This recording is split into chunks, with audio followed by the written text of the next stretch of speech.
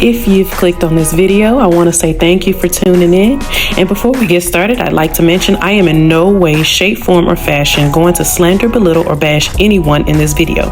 This video is for entertainment purposes only. I will only give my non-biased opinion from a viewer's perspective while respecting the families and the privacy aside from the show.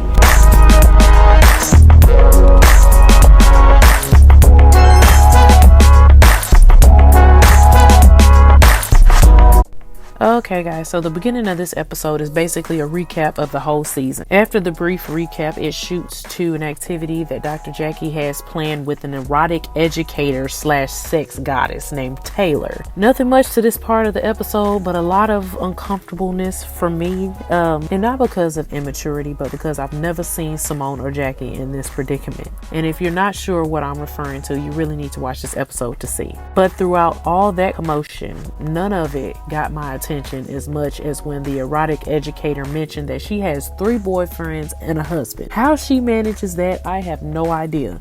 But just as it took me by surprise, I think the group was equally caught by surprise by that comment. But after the erotic educator leaves, the men go into their separate group and the women stay within their separate group. And whilst the women are against the ideas of Taylor, the erotic educator's lifestyle, which is polyamorous, Toya seems to be open to the idea. She starts off by asking if she could express herself freely on the subject without judgment, which we all know she couldn't, because this ain't even that type of group. But anyway, she proceeds to say that maybe after being married and having kids, that Taylor probably said instead of divorce, let's add others in our relationship to spice it up. And she says it in a way almost that looks like she's open to the thought of it. Well, then that triggers thoughts from Quad, and she thinks that Toya already is open to the thought of a relationship like that, but Eugene just doesn't know it yet. But that conversation doesn't go much farther than that, because Dr. Simone sums it up to putting God first in any marriage, no matter the number of years,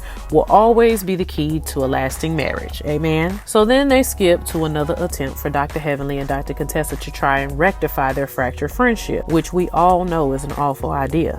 Contessa starts off by basically saying they've reached a point where it can't be repaired and to just leave it where it's at. Heavenly agrees and responds with telling Contessa how beautiful she is and that someone as beautiful as her deserves better than Scott.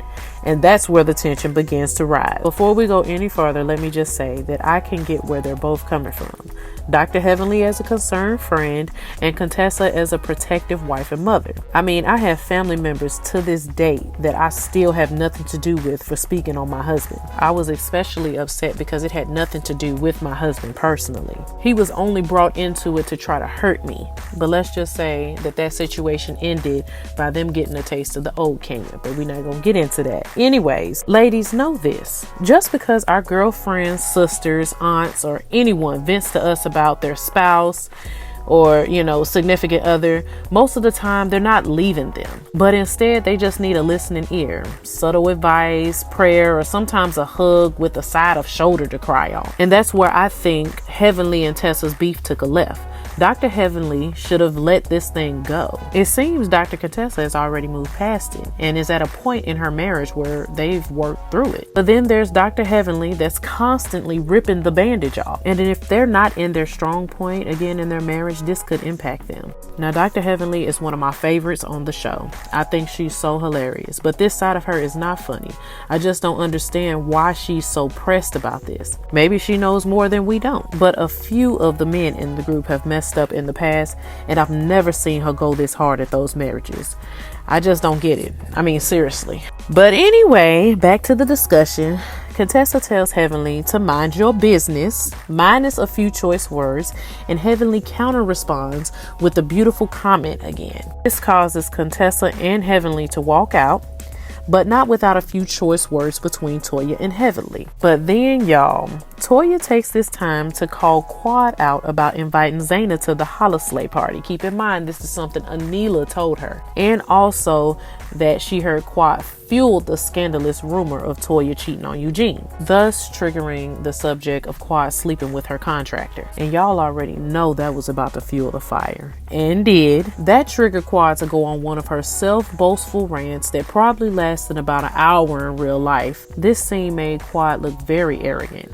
And legend has it that Quad is still there talking to this day. But anyway, shoot to the next day. They show Dr. Jackie expressing concerns and disappointments about Contessa and Heavenly's relationship. And in this scene, it brings up an interesting topic.